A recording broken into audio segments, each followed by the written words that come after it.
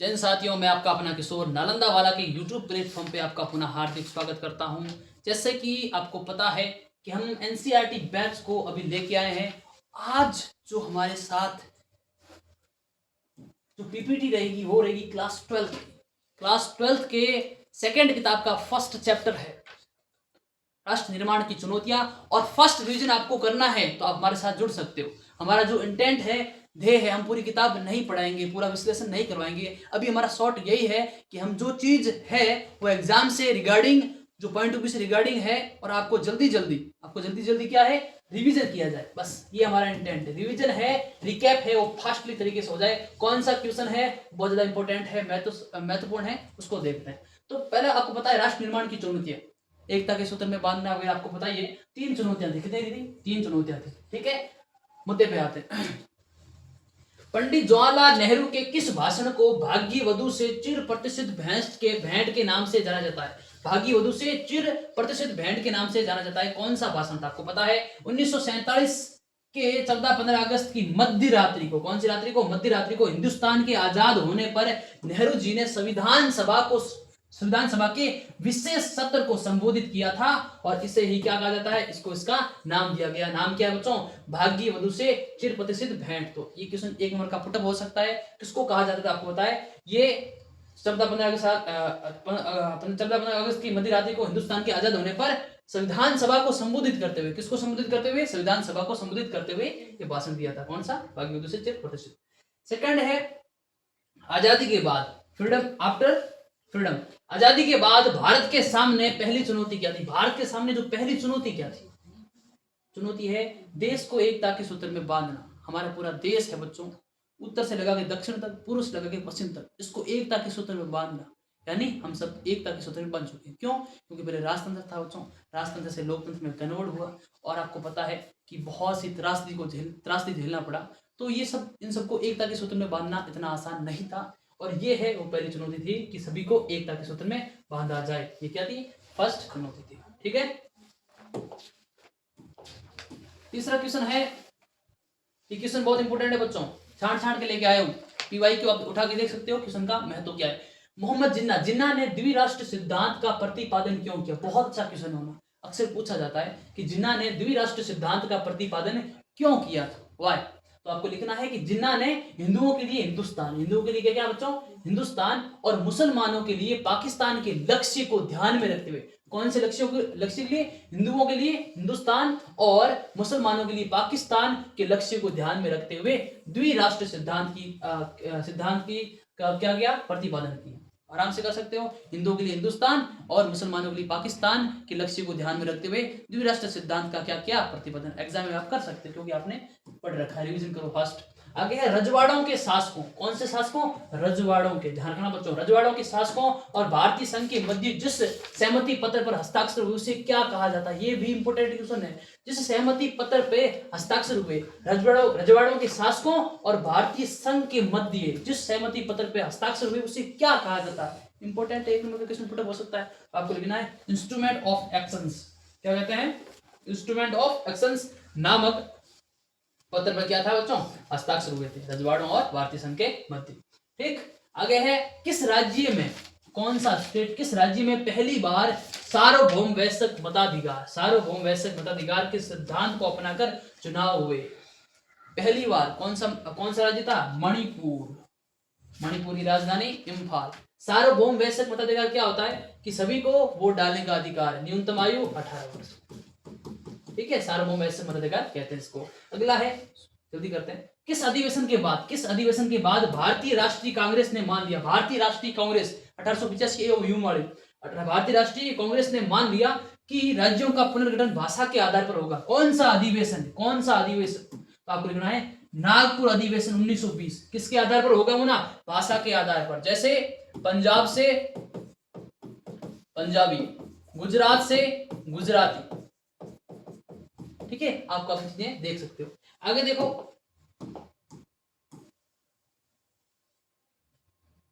अगला है struggle for survival जुलाई 1953 नामक कार्टून किस माहौल को दर्शाता है? ये जो कार्टून है किस माहौल को दर्शाता है? स्ट्रगल फॉर सर्वाइवल जो 1953 में घटित हुआ था ना, ये किस कार्टून को दर्शाता है? ये किसको दर्शाता है? भाषाई आधार पर राज्य गठित करने की मांग जोर पकड़ रही थी। किसके आधार पर? भाषा के आधार पर। बेस क्या है? लैंग्वेज। लैंग्वेज के आधार पर जो राज्य गठित करने की जो मांग थी, डिमांड थी, उसके आधार पर ये चीजें क्या है, वो जोर पकड़ रही थी। आगे है, भारत में आजादी के समय रजवाड़ों की संख्या कितनी थी? भारत में आजादी के समय रजवाड़ों की संख्या, ये क्वेश्चन बहुत इंपॉर्टेंट है, आ सकता है। आजादी के समय, ठीक है, रजवाड़ों की संख्या कितनी थी? तो आपको लिखना है, आपको पता है एग्जाम, देखो किताब में सीधे लिखा हुआ है, कितना है? 565। पढ़ने वाले विद्यार्थी उसको तुरंत पता है कि 565 क्या थे मना? रजवाड़ों की संख्या थी। किसमें? भारत में। किसके समय? आजादी के समय। आगे है, आंध्र प्रदेश के दौरान, किसके दौरान? आंध्र प्रदेश के दौरान किस नेता की मृत्यु, सॉरी आंध्र प्रदेश नाम आ गया, आंध्र आंदोलन, आंध्र आंदोलन के दौरान किस नेता की मृत्यु भूख हड़ताल से हुई थी? ये बहुत इंपॉर्टेंट है मना, भूख हड़ताल से किस नेता की मृत्यु हो गई, यानी अनशन भूख हड़ताल की थी और उनके दौरान क्या उनकी मांगे नहीं हो गई थी, तो उनको क्या उन्होंने देह त्याग दिया था। उनका नाम है पोटी श्री रामुलु। इंपोर्टेंट क्वेश्चन है बच्चों, अक्सर पूछा जाता है, ठीक है। तो पोटी श्री रामुलु है, इनकी जो ये एक नेता हुआ करते थे, इनकी जो मृत्यु है भूख हड़ताल के दौरान हो गई थी, ठीक है। आगे है, भारत में 1956 में भाषा के आधार पर राज्यों का पुनर्गठन क्यों किया गया? यानी 1956 में भाषा के आधार पर राज्यों का पुनर्गठन क्यों किया गया? देखो आंसर क्या लिखना है आपको? आंदोलनों का दबाव, यानी तमाम प्रकार के आंदोलन है तो दबाव रहता है बच्चों, सरकारों पे आंदोलन का क्या है बच्चों? दबाव रहता है, ठीक है। दूसरी है, विविधता बचाए रखने के लिए, यानी जो डाइवर्सिटी है, विविधता है, उसको बचाए रखने के लिए क्या है, ये चीजें इनको माननी पड़ी, ठीक है। ये दो दबाव आपको ध्यान रखना, आंदोलन का दबाव था और जो डाइवर्सिटी है उसको बचाए रखने के लिए, ठीक है। अगला है, प्रथम चुनाव आयुक्त कौन थे? ये भी इंपोर्टेंट क्वेश्चन है बच्चों, अक्सर पूछा जाता है कि प्रथम चुनाव आयुक्त कौन थे, तो आपको लिखना है कि सुकुमार सेन है वो प्रथम चुनाव आयुक्त थे। आसान क्वेश्चन है बना। सीमांत गांधी के नाम से किसे जाना जाता है? सबको पता है सीमांत गांधी के नाम से किसे जाना जाता है, तो खान अब्दुल गफ्फार खान को, खान अब्दुल गफ्फार खान को किसके नाम से जाना जाता है? सीमांत गांधी के नाम से जाना जाता है। आसान क्वेश्चन है, इंपोर्टेंट क्वेश्चन है बच्चों। भारत के किन दो प्रांतों का बंटवारा 1947 कि विभाजन की सबसे बड़ी त्रासदी का कारण बना? सबसे बड़ी त्रासदी का कारण बना, आपको पता है, पंजाब और बंगाल। देखो जब ये त्रासदी हुई थी तो भारत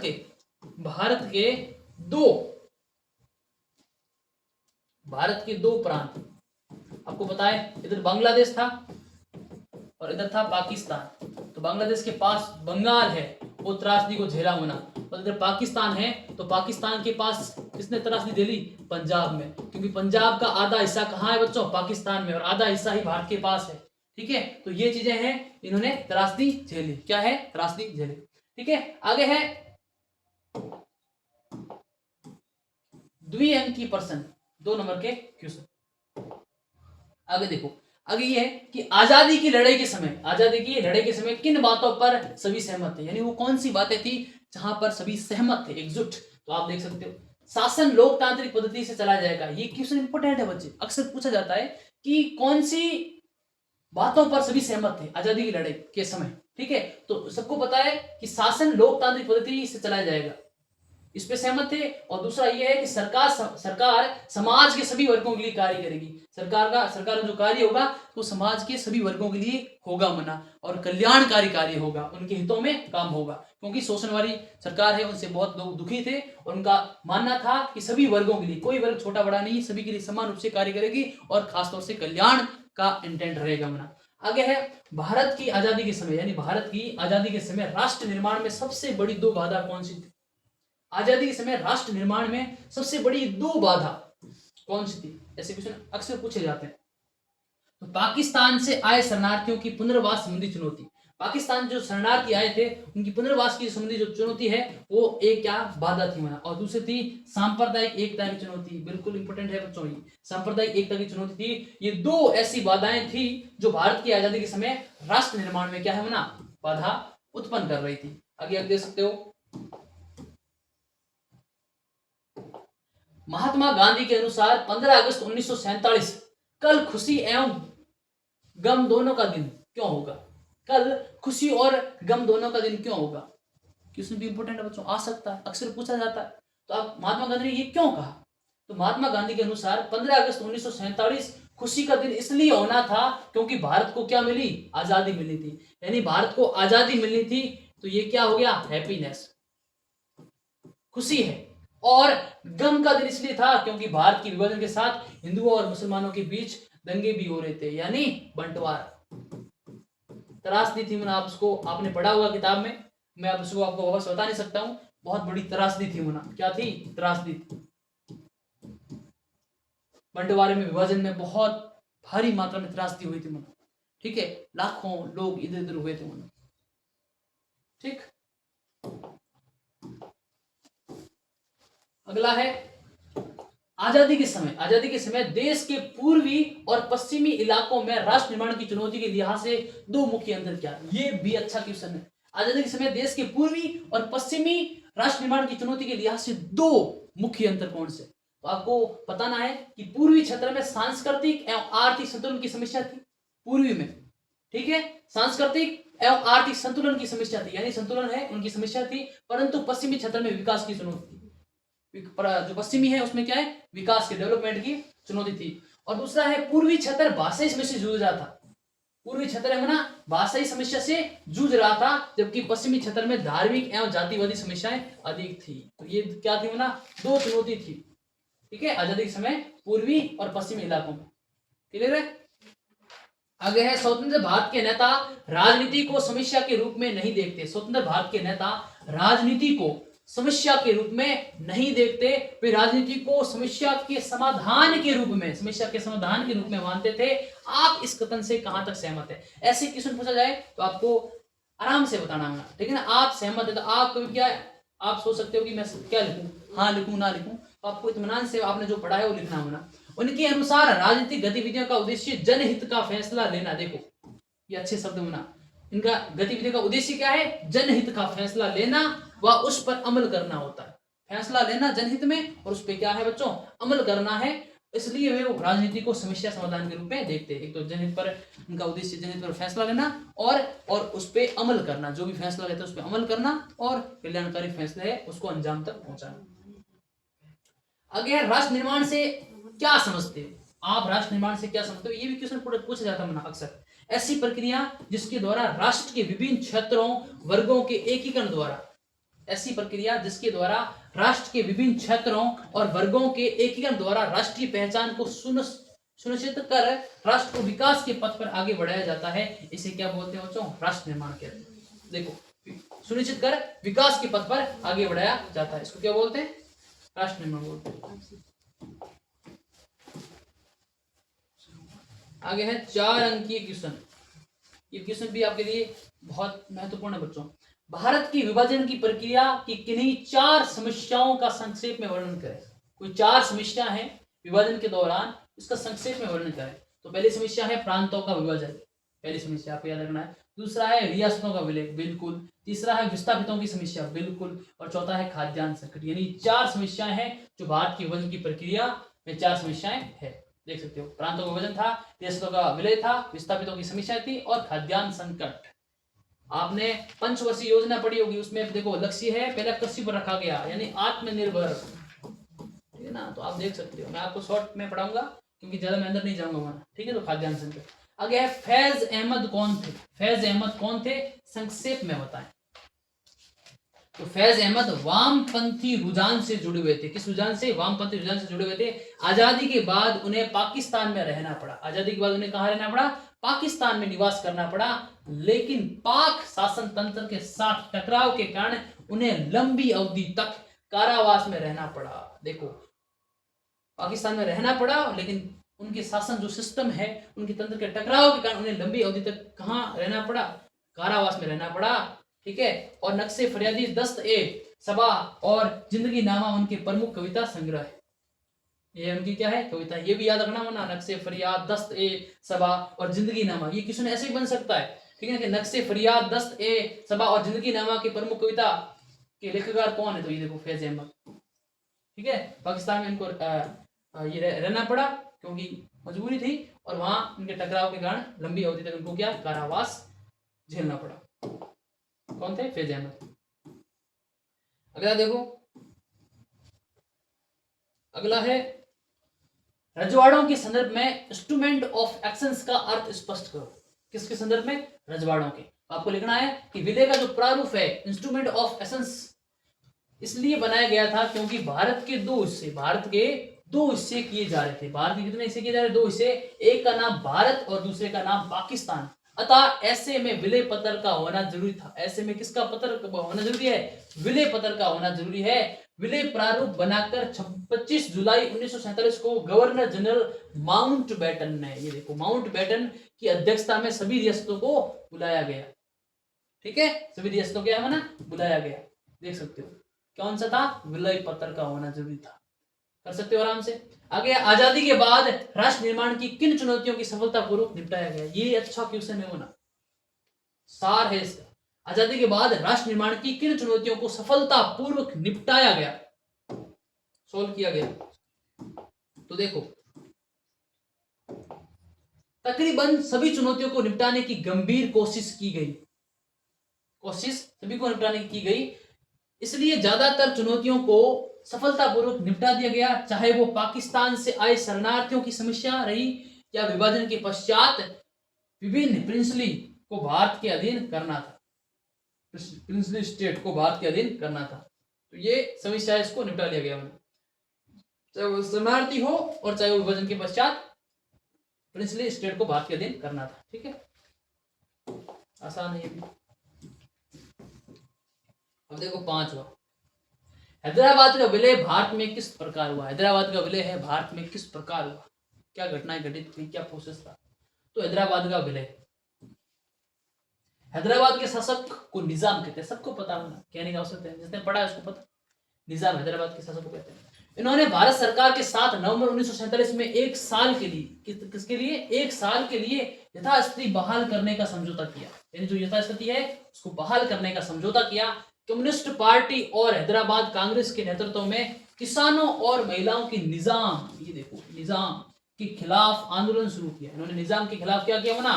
आंदोलन शुरू किया। इस आंदोलन को कुचलने के लिए निजाम ने एक अर्ध सैनिक बल अर्थात रजाकार को लगाया, अर्ध सैनिक बल को लगाया। इसके जवाब में भारत सरकार ने सितंबर 1948 को सैनिक कार्रवाई के द्वारा निजाम को आत्मसमर्पण करने के लिए मजबूर किया। देखो, आत्मसमर्पण करने के लिए मजबूर किया। ठीक है, और इस प्रकार हैदराबाद रियासत का भारतीय संघ में विलय हुआ। मैंने कहा ये देखो परिस्थिति देखो, अंत में भारत सरकार क्या क्या क्या उनके लिए आत्मसमर्पण करने के लिए मजबूर किया। और इसी कारणवश हैदराबाद का किसमें विलय होता है? भारत में विलय होता है। ठीक है, आगे देखो, अगला है क्वेश्चन, भारतीय चुनाव आयोग के, ये क्वेश्चन भी अच्छा है, चुनाव आयोग का होना। भारतीय चुनाव आयोग के समक्ष पहले आम चुनाव करवाने से पूर्व आई किन्हीं 4 समस्याओं की व्याख्या कीजिए। वो कौन सी 4 समस्याएं थी जो चुनाव आयोग के समक्ष आई थी? तो देखो, लेखी भारतीय चुनाव आयोग के समक्ष पहले आम चुनाव कराने आशिक पूर्व जो समस्याएं आई थी वही आई थी कि जो आखिर जो पार्टी खड़ी हुई है, आखिर वो कौन से लोग होंगे? शादी के बाद जो सरदार वल्लभ भाई पटेल और पंडित जवाहरलाल नेहरू के बीच तनातनी और जो वह भी जाहिर हो चुकी थी, और कांग्रेस में रसूख वाले ज्यादातर नेताओं को गांधी द्वारा नेहरू अपनी राजनीतिक विरासत 100 पर जाने से कुछ हद तक बेचैनी भी थी। और 1950 में कांग्रेस पार्टी ने अध्यक्ष के चुनाव में नेहरू समर्थित और कट्टर गांधीवादी के जीव रखना। शायद एक क्वेश्चन थोड़ा मिसमैच हो गया मना आंसर। ठीक है, तो इसको आप एक बार ड्रॉप करो, वहां तक ठीक है। अगला देखो मना, अगला है 5 अंकीय क्वेश्चन। दिए गए मानचित्र को ध्यान से देखें और निम्नलिखित प्रश्नों के उत्तर दें। स्वतंत्र राज्य बनने से पहले निम्नलिखित राज्य किन मूल राज्यों के अंग थे? यानी ये स्वतंत्र राज्य बने इससे पहले किसके पार्ट थे, किसके अंग थे, मूल किसके अंग थे? देखो, अरुणाचल प्रदेश किसका अंग था, हिमाचल प्रदेश किसका अंग था, मेघालय किसका अंग था, और तेलंगाना जो लास्ट में बना किसका अंग था? ये किसके अंग थे? अब क्या है? ये स्वतंत्र है, फ्रीडम है। लेकिन पहले किससे जुड़े हुए थे? ठीक है, उसका बताना। जैसे मान लीजिए तेलंगाना है, ये हैदराबाद से जुड़ा हुआ है, ठीक है, आप देख सकते हो, ये आंध्र प्रदेश तेलंगाना। तो असम किससे जुड़ा हुआ है? असम अरुणाचल प्रदेश से, पंजाब हिमाचल प्रदेश से, असम मेघालय, आंध्र प्रदेश तेलंगाना, ठीक है ना, ऐसे आप देख सकते हो, इससे जुड़े हुए थे, स्वतंत्र थे, अब स्वतंत्र है, पहले मूल थे। देश के विभाजन से प्रभावित 2 राज्यों के नाम बताएं। सबको पता है, उधर पंजाब है, इधर बंगाल है।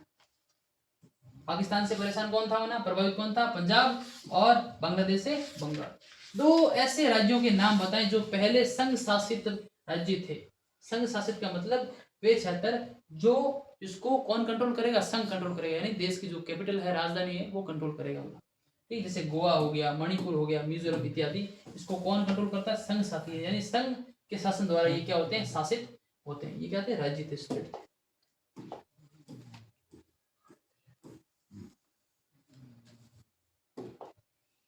अगला देखो, राज्य पुनर्गठन आयोग क्या था? ये देखो, ये अच्छा क्वेश्चन बना, बहुत इफेक्टिव क्वेश्चन है, क्वेश्चन पूछ सकता है 4-5 नंबर का। राज्य पुनर्गठन आयोग क्या था? इसकी महत्वपूर्ण सिफारिशें क्या थी? बहुत अच्छा क्वेश्चन है, आने की पूर्ण संभावना है, पूर्ण पॉसिबिलिटी। तो आपको लिखना है कि राज्य पुनर्गठन आयोग 1953 में केंद्र सरकार ने उच्चतम न्यायालय बोले तो सुप्रीम कोर्ट के भूतपूर्व न्यायाधीश फजल अली की अध्यक्षता में 3 सदस्यीय राज्य पुनर्गठन आयोग का गठन किया। ठीक है, और आयोग की सिफारिशें क्या थी? त्रिस्तरीय एबीसी राज्य प्रणाली को समाप्त किया जाए और केवल 3 केंद्र शासित क्षेत्रों अंडमान निकोबार और दिल्ली मणिपुर को छोड़कर बाकी के केंद्र शासित क्षेत्रों को उनके नजदीकी राज्यों में क्या है? मिला दिया जाए। यानी जो केंद्र शासित प्रदेश है उसको जो नजदीकी राज्य है उसमें क्या है? मिला दिया जाए, उसको क्या कर दिया जाए? एक कर दिया जाए, एक का। राज्यों की सीमा का निर्धारण वहां पर बोली जाने वाली भाषा के आधार पर होना चाहिए। वहां बोली जाने वाली भाषा के आधार पर क्या होना चाहिए? राज्यों की सीमाओं का निर्धारण होना चाहिए। तो ये 3 क्या सिफारिशें थी। ठीक है, सदस्यीय राज्य पुनर्गठन आयोग। इस आयोग ने अपनी रिपोर्ट 1955 में प्रस्तुत की। कब की? 55 में। ठीक, इसके आधार पर संसद में राज्य पुनर्गठन अधिनियम इसके आधार पर संसद में राज्य पुनर्गठन अधिनियम 1956 में पारित हुआ। रिपोर्ट कब आई? 55 में। 56 में पारित किया गया और देश को 14 राज्यों एवं 6 संघ शासित या केंद्र शासित बोलते हैं इसको, संघ शासित या केंद्र शासित क्षेत्र में बांटा गया। ठीक, आसान है।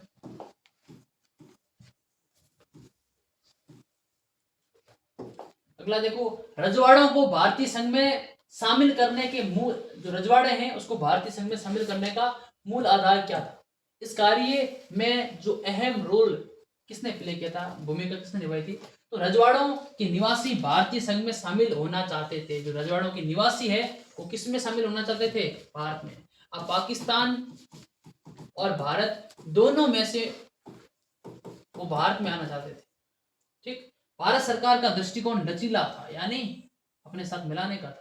वह कुछ क्षेत्रों को स्वायत्तता देने की लिए भी राजी थे। ठीक है बच्चों, ये आप देख सकते हो, कुछ राज्यों को स्वायत्तता देने के लिए भी राजी थे। एक आपने नाम सुना होगा, प्रिवी पर्स। राजा महाराजा जो उनके घराने थे उनको क्या है? स्पेशल भत्ते दिए गए, उसको बोलते हैं प्रिवी पर्स। तो आप देख सकते हैं प्रिवी पर्स है तो उसका मतलब जो रवैया है लचीला हुआ होगा, स्वायत्तता भी दी उनको। बाद में इंदिरा गांधी ने उसको खत्म कर दिया, वो अलग बात है। राष्ट्र विभाजन की पृष्ठभूमि में राष्ट्र की अखंडता तथा उसकी क्षेत्रीय सीमाओं के यकीनन का सवाल सबसे अहम था। ठीक है, ये सवाल भी क्या सबसे अहम था। सरदार पटेल, जिन्हें लौह पुरुष कहा जाता है, ये इंपोर्टेंट क्वेश्चन है। लौह पुरुष किसे कहा जाता है? सरदार पटेल। एक नंबर पूछ लेंगे मना डाल के, ने इस कार्य में महत्वपूर्ण योगदान दिया। सरदार पटेल ने इस कार्य में महत्वपूर्ण रोल अदा किया था। यानी देखो, रजवाड़ों को भारतीय संघ में देखो एकीकरण करने में, भारत का एकीकरण करने में अच्छा और सबसे इंपोर्टेंट रोल किसने अदा किया? सरदार वल्लभ भाई पटेल। सरदार वल्लभ भाई पटेल नहीं होते वो ना इतने अच्छे व्यक्तित्व के धनी थे कि भारत के तमाम प्रांतों को एक साथ एकता के सूत्र में बांधना बहुत बड़ी बात होती। ठीक है, तो शायद वो ना होते तो आज ये सब चीजें नहीं होती, ना बहुत उच्च कोटि के व्यक्ति रहे होंगे, इसलिए उनको लौह पुरुष कहते हैं। ठीक,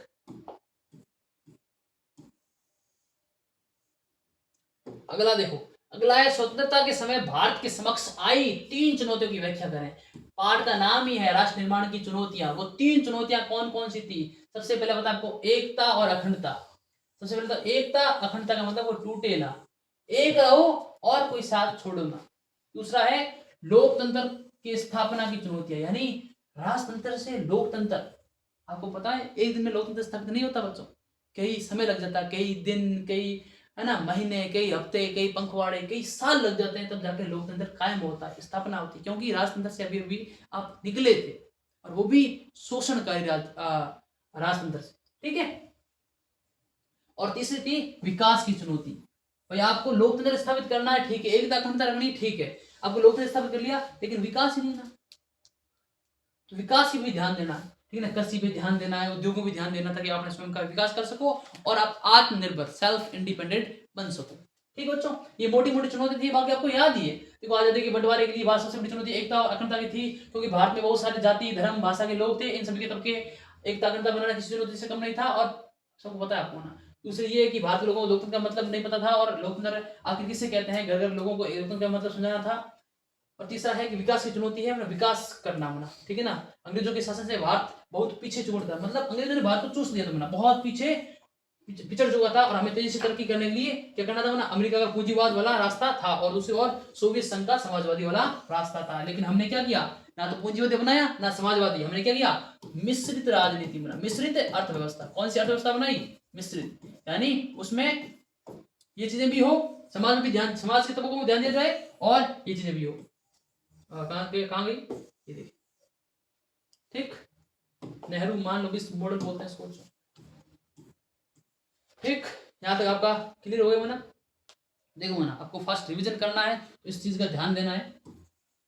ध्यान क्या देना है कि एग्जाम सर के ऊपर है मना, ठीक है। आपने जो चीज याद कर ली वो ठीक है, अभी आपको क्या है, आंसर राइटिंग भी करनी होना। आंसर राइटिंग का मतलब होता है आपकी स्वयं की भाषा करनी होना, स्वयं की भाषा करनी। आपको कंटेंट याद हो सकता है, डेटा फैक्ट याद हो सकता है, स्वयं की भाषा लिखनी होनी चाहिए मना।